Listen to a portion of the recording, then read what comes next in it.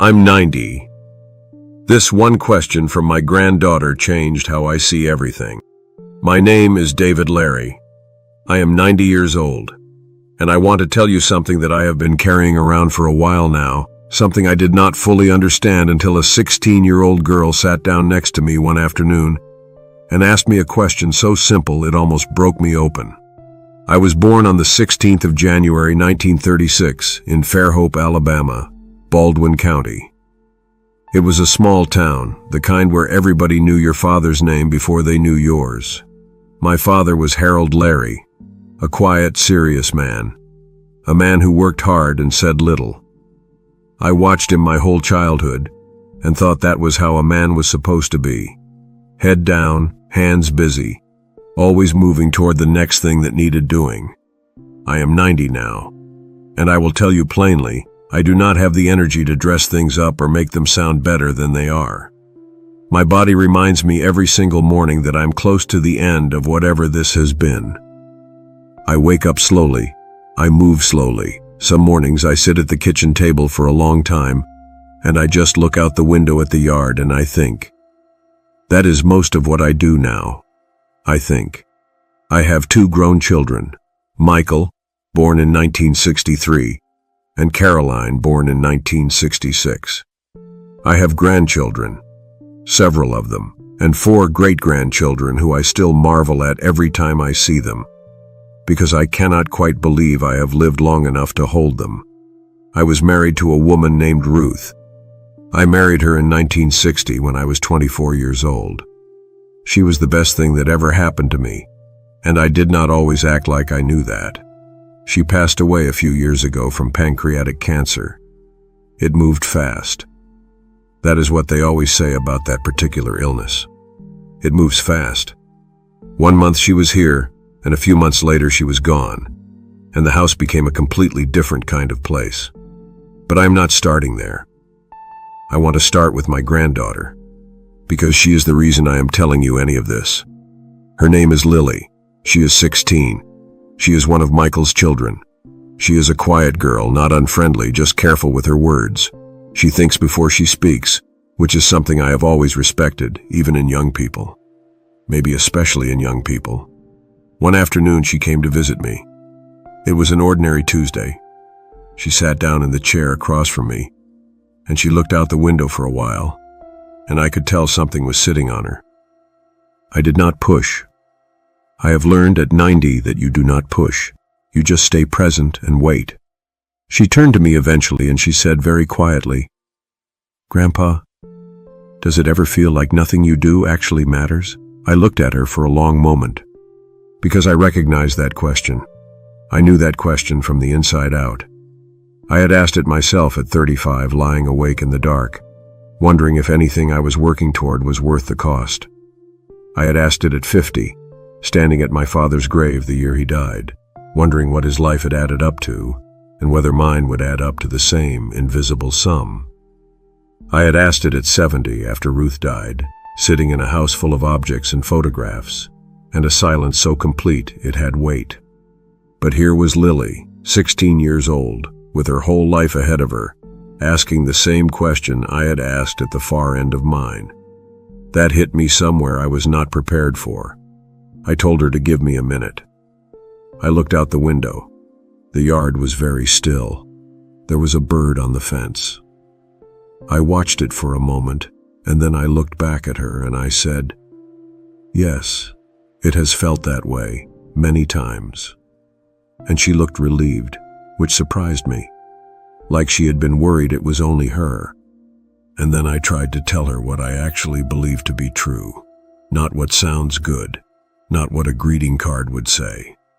What I actually believe, based on 90 years of watching people live and die and leave things behind. I want to tell you what I told her, and I want to tell it properly.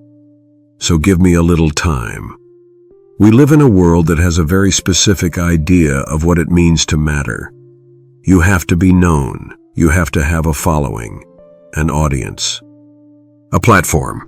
You have to win something or build something large enough that people talk about it. You have to leave a mark that is visible from a distance. That is the message that comes through everything. through television and the internet and the way people talk at dinner parties. The ones who mattered are the ones who were seen. I grew up with a version of this too, though it looked different in my time. In my time, it was about being a provider, being respected in your community, being the kind of man people could point to and say, there is a man who built something. There is a man who raised a good family. The shape of the ambition was different, but the underlying need was the same. Prove that you were here. Prove that it counted. I spent a significant portion of my life trying to do exactly that. I worked hard. I provided. I was reliable. I showed up to things I was supposed to show up to. I had a career that I took seriously. I did not chase fame, but I chased a certain kind of quiet standing. The kind where people respect you, where you feel like your presence in the world is not accidental. And I am not saying any of that was wrong. I am saying it was incomplete. I am saying I had the wrong measuring stick for a long time without knowing it. There was a woman I knew. Her name was Jennifer. She was a second-grade teacher at the elementary school in our town. She taught there for most of her adult life, decades. She was a quiet woman. She never married. She had no children of her own.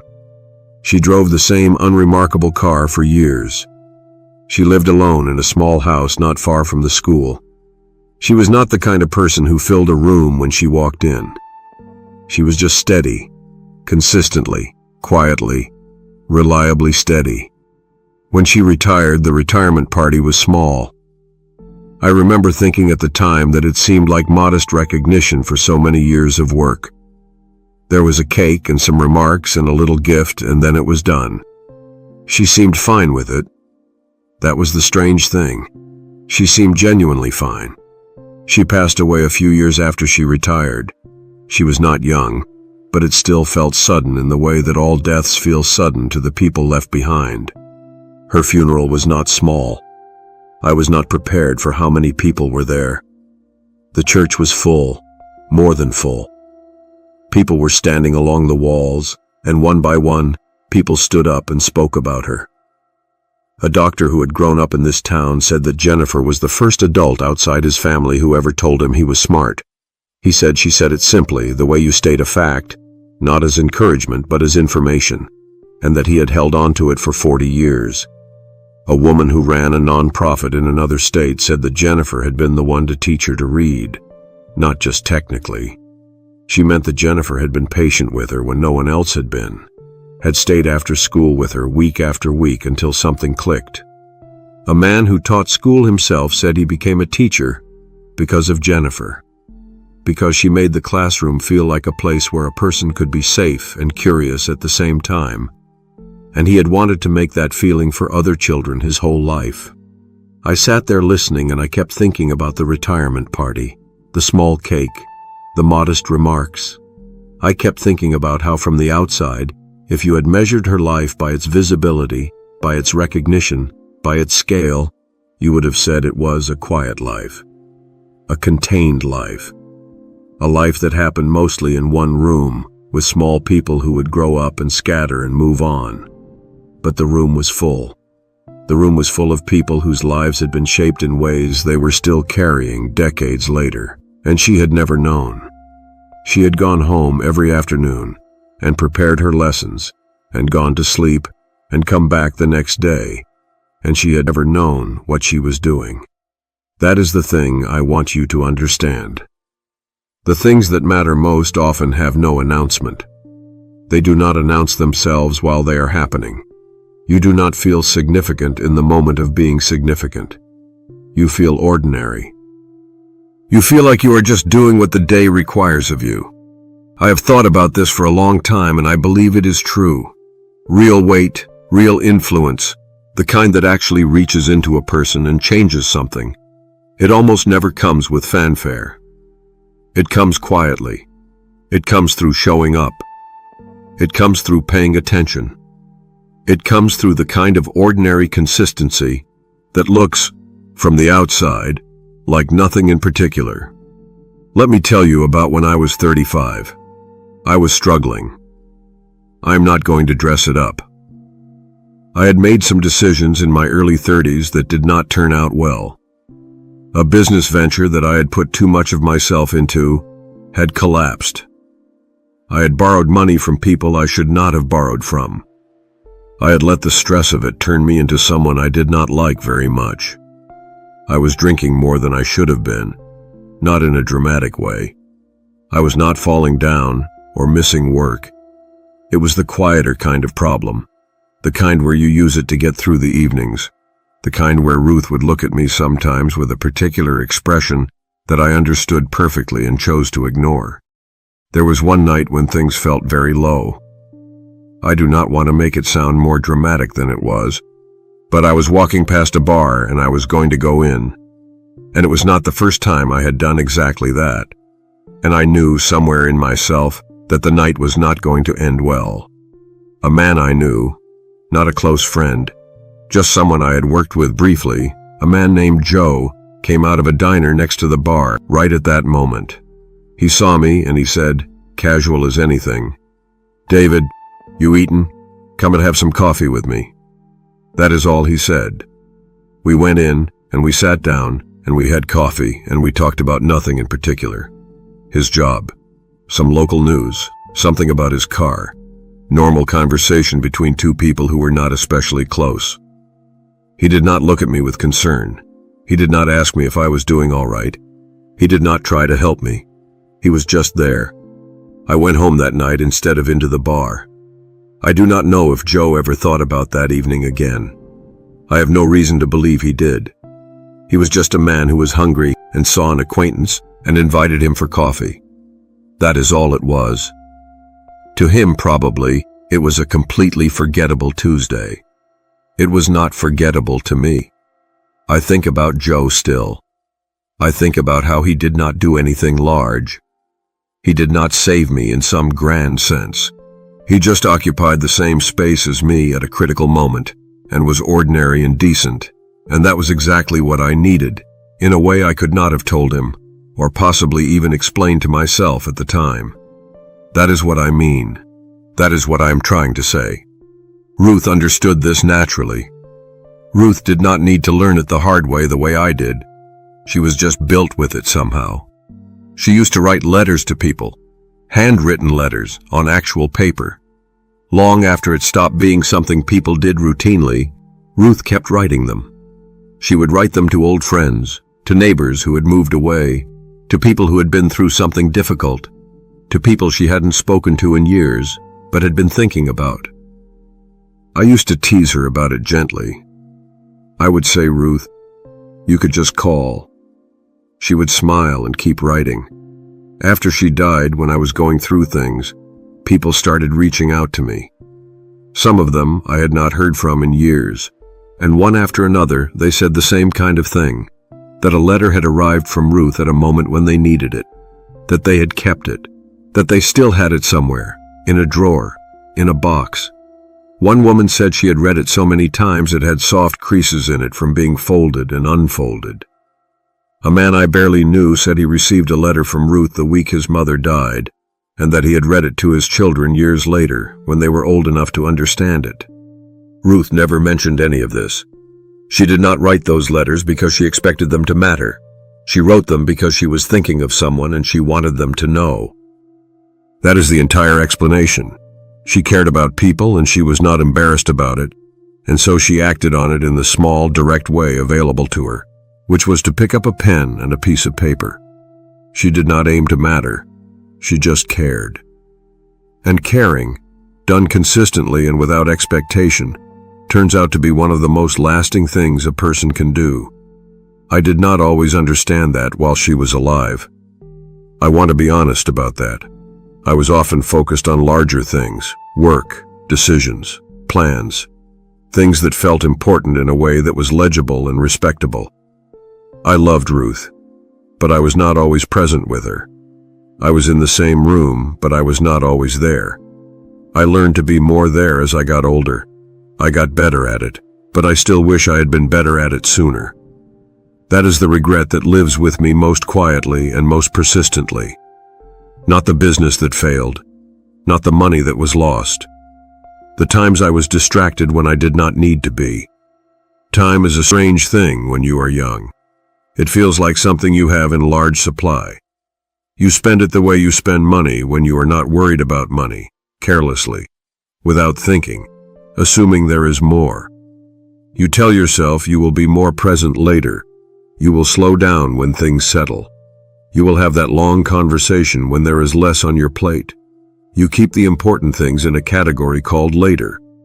And then later arrives, and you find out what it cost.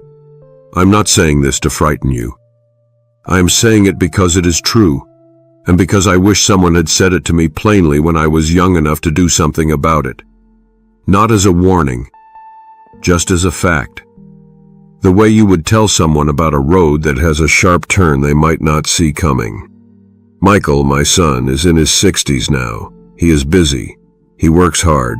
He is a good man and a good father. But I watch him sometimes, and I see the same thing I used to do. The phone is always near. The work is always slightly present. He is there, but a portion of him is always somewhere else. I do not say anything to him about it. It is not my place anymore, and it would not land the way I mean it anyway. But I see it. And I think, Michael, there is going to come a day when you would give anything for an ordinary Tuesday with the people who are here right now.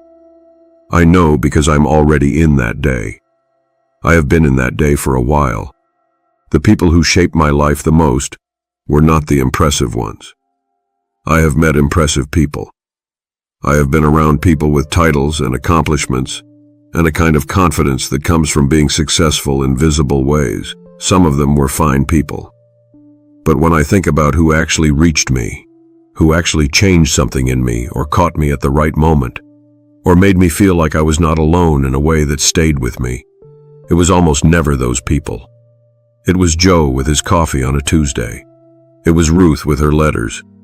It was a teacher I had when I was young, a man named Mr. Calloway, who said something to me once about reading that I have carried for 80 years. It was my father, Harold, who did not say much but showed up every single day without drama or complaint, and who I understood better after he died than I did while he was alive. My father died when I was 47. He was not an easy man to know. He kept things inside. I used to wish he talked more. I used to feel a distance between us that I blamed on him.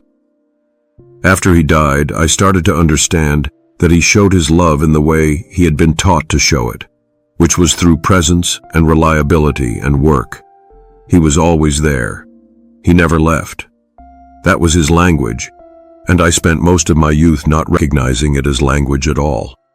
I think about him differently now that I am older than he ever got to be.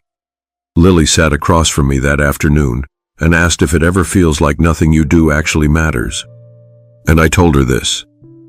I told her about Jennifer, about Joe, about her grandmother and the letters. I told her that the question she was asking was an honest question, and that the honest answer was complicated. But that what I had come to believe, at 90, after watching people live and die and leave things behind, was this: you matter most in the moments you do not think of as mattering, the moments when you are simply being a person with another person, when you are paying attention, when you are kind without an audience, when you show up for the ordinary days, not just the important ones. I told her that I had spent a good portion of my life chasing a kind of significance that I thought would feel like something when I arrived at it, and that when I look back now, the moments that were actually significant do not look anything like what I was chasing. They look like Ruth at the kitchen table with her pen and her paper. They look like Joe holding a door open and saying, "Come have some coffee." They look like Jennifer staying after school with a child who is struggling to read. They look small. From the outside, they look like nothing. But they were everything. Lily listened to me. She was quiet for a while after I finished. Then she said, "I think I understand." I did not know if she did fully. You do not fully understand these things until you have lived enough to see them from the other side. But she was listening, which is its own kind of beginning. Now I want to speak to whoever is reading or hearing this, not to lecture. I have no interest in lecturing. I am just a 90-year-old man who has watched a lot of life and who is running out of time to say the things he actually believes. If you are young, and by young I mean anywhere from 16 to 50, because from where I am standing all of that is young, I want you to hear this. Not as advice, just as something true from someone who has been further down the road. The time you have right now is not abstract. It is actual. It is today. It is Tuesday. It is the conversation you could have at dinner tonight. It is the call you have been meaning to make. It is the way you are or are not present when someone who loves you is talking to you. That is where the life actually is. Not in the bigger plans. Not in the future version of things. Right here, in the ordinary day. I wasted time.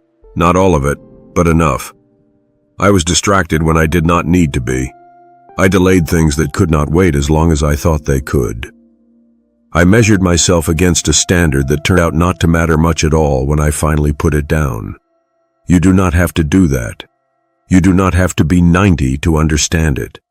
You can learn it now, in whatever year of your life you are in, and it will cost you less than it cost me.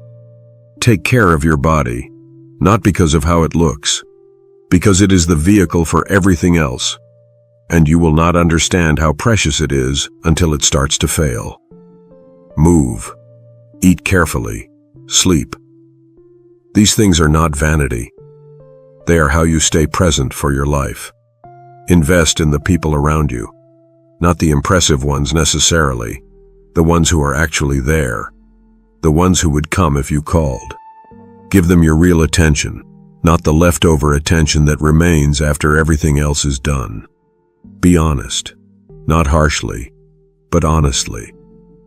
Say the things that need to be said while there is still time to say them. I had conversations I waited too long to have, and some of them I never got to have at all. That wait does not go away. It just becomes part of how you carry yourself. And do the ordinary things with care. The small, consistent acts, the showing up, the paying attention, the letter that takes 20 minutes to write, the coffee with an acquaintance, the moment of genuine listening. You will not feel significant while you are doing them. You will probably not know for years, if ever, what they meant to someone else. But they will mean something. Somewhere to someone, they will mean everything. Jennifer never set out to change lives. She set out to teach second grade. Ruth never set out to be remembered. She set out to let people know she was thinking of them. Joe never set out to change the direction of my evening. He just saw someone he knew and suggested coffee. None of them were trying to matter. They were just being people. Decent, present, consistent people. And that turned out to be the most lasting thing of all. I am 90 years old. I was born in Fairhope, Alabama, on a January morning in 1936. My father's name was Harold. My wife's name was Ruth. I have lived in this body for a very long time, and I have made mistakes I cannot fix, and had joys I cannot fully describe, and I have loved people imperfectly, and been loved imperfectly, and the whole of it adds up to something I could not have planned if I had tried. Lily asked me if it ever feels like nothing you do actually matters, and I told her the truth, which is yes, sometimes it does feel that way, but that the feeling lies. Because you are doing things that matter all the time right now, in ways you cannot see, and will not measure, and may never know about. The way you treat a person on an ordinary day. The way you stay when you could leave. The way you listen when you could look away. That is where it lives. In the small, unremarkable, irreplaceable moments of being a person among other people. I hope you take that with you. I hope you carry it lightly, not as a burden, but as a reminder. On the ordinary Tuesday, on the day that feels like nothing, on the day when you wonder if any of it means anything at all, it does. You just usually cannot see it from where you're standing. I could not see it either for a long time, but I can see it now. And the view from here, even with everything it cost to get here, is something I'm grateful for. If this found you at the right moment, I hope it helps. That is all I have left to offer. Just the truth, as plainly as I can say it, before I run out of time to say it. My name is David Larry. I am 90 years old, and I mean every word. If this story reached something in you, if something David said landed quietly in your chest and stayed there, then maybe it was meant to find you today. Not by accident, but because somewhere in you, you already knew some of this was true. You do not have to carry this alone. There are people watching this right now, in different countries, different seasons of life, asking the same quiet questions David's granddaughter asked. And there is something powerful about knowing you are not the only one. If this meant something to you, would you do something simple for me? Like this video. Share it with someone who needs to hear it today. Leave a comment below and tell me where you are watching from. What country, what city? I genuinely want to know who is out in the world receiving these stories. Write it down. It takes 30 seconds and it means more than you know. Subscribe to this channel and turn on the bell notification so you never miss a story like this one. New voices, new lives, new truths are coming. Because everyone deserves to hear the things that matter before it gets too late to hear them. Thank you for being here. I truly appreciate.